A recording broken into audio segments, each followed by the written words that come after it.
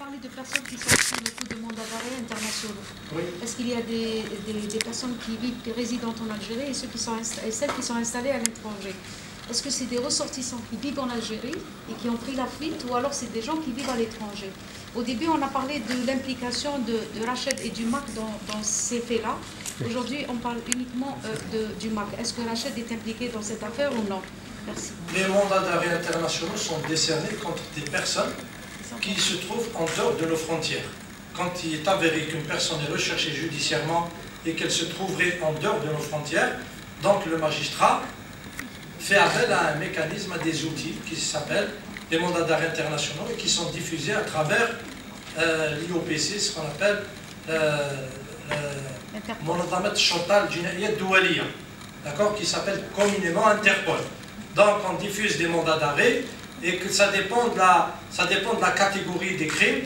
Pour ce genre d'infractions qui sont des infractions graves et qui ont induit au décès des personnes et à des dégâts importants, en général, nous requérons à ce que ces personnes soient l'objet d'un mandat d'arrêt sous la forme d'une notice rouge.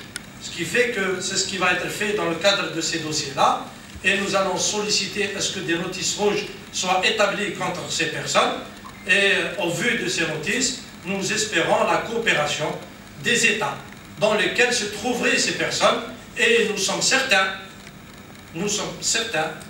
d'avoir cette coopération et d'arriver. D'ailleurs, la preuve, tout récemment, nous venons de réussir deux dossiers très importants où nous avions des criminels qui se trouvaient dans des États voisins ou pas très loin, qui sont extradés. Pour un qui a été extradé, le deuxième il a été expulsé.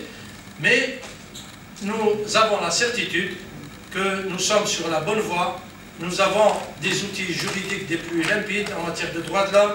Nous sommes un pays très respectueux des droits des personnes poursuivies. Le procès pénal en général se tient dans la transparence la plus totale. Jamais eu de dépassement. Donc, alhamdoulilah, nous espérons arriver à ce niveau de coopération avec les États concernés. Je vous remercie d'avoir été présents à cette conférence.